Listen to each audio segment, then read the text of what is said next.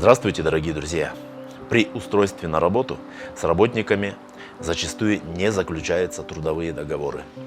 Либо оформляется гражданско-правовой договор, например, договор на оказание услуг или договор подряда, либо вовсе человек трудится без оформления документов.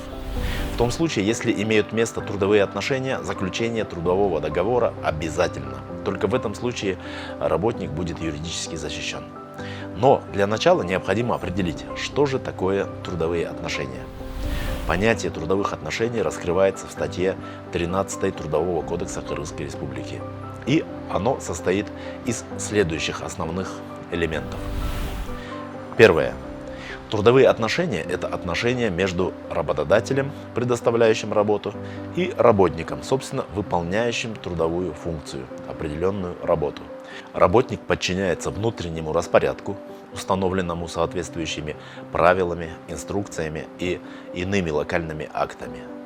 И, наконец, работодатель создает для работника соответствующие условия труда и отдыха. Если имеются все эти элементы, то налицо трудовые отношения. Соответственно, работодатель и работник имеют ряд прав и обязанностей, а отношения между ними оформляются в форме трудового договора. Из зарплаты работника удерживается подоходный налог, а в социальный фонд уплачиваются страховые взносы, в том числе и на личный пенсионный счет работника. Трудовые отношения возникают на основании трудового договора вследствие избрания на должность, назначения на должность или утверждения в должности, фактическое допущение к работе и в других случаях. Однако не просто отличить трудовые отношения с гражданско-правовыми. Бывают случаи, когда гражданско-правовым договором фактически регулируются трудовые отношения между работодателем и работником. Однако Трудовой кодекс это запрещает. Как же отличить гражданско-правовой договор от трудового? Под гражданско-правовым договором понимается соглашение двух или нескольких лиц об установлении, изменении или прекращении гражданских прав и обязанностей.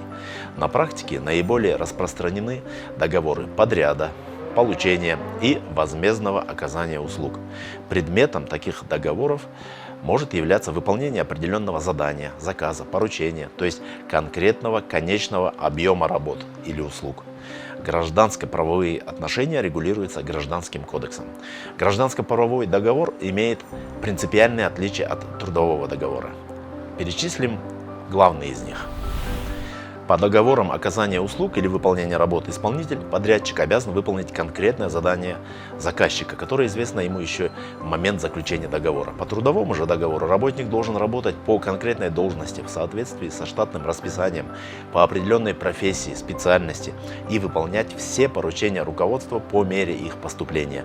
В трудовых отношениях работодателя интересует прежде всего сам процесс трудовой деятельности, а в гражданско-правовых – конкретный результат.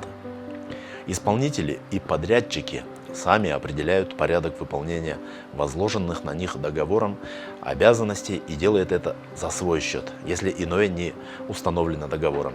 Работник же должен следовать установленным правилам внутреннего трудового распорядка, в том числе соблюдать режим рабочего времени. Кроме того, работодатель обязан обеспечить работника всем необходимым для выполнения трудовых обязанностей средствами индивидуальной защиты, спецобувью, спецодеждой, инструментами, оборудованием, а также выплачивать компенсацию за использование сотрудником в работе своего имущества и возмещать иные расходы персонала, понесенные в интересах работодателя. Участвуя в гражданских правоотношениях, исполнитель, подрядчик, может привлечь к исполнению своих обязанностей третьих лиц, тогда как трудовая функция всегда выполняется работником лично. Исполнители и подрядчики получают не заработную плату, а предусмотренное договором вознаграждение, которое выплачивается не ежемесячно, как зарплата, а в порядке, установленным договором. Исполнители и подрядчики обязаны в полном объеме возместить причиненные ими убытки, а по трудовому договору работник несет полную материальную ответственность лишь в установленных трудовым законодательством и договором полной материальной ответственности случаях. Если с физическим лицом заключен гражданско-правовой договор, то на него не распространяются гарантии, предусмотренные трудовым законодательством. А это предоставление отпусков, оплата больничных, возмещение вреда в случае производственной травмы или профессионального заболевания, оплата командировочных, выплата компенсаций в различных случаях, вступление в профсоюз для защиты своих трудовых, социально-экономических прав, защита от незаконного увольнения, выплата компенсаций при потере работы и другое. И в заключение, еще раз подчеркнем, законом запрещается подменять трудовые отношения гражданско-правовыми. И в тех случаях, когда договором гражданско-правового характера фактически регулируются трудовые отношения между работником и работодателем, к таким отношениям применяются положения трудового законодательства. До встречи!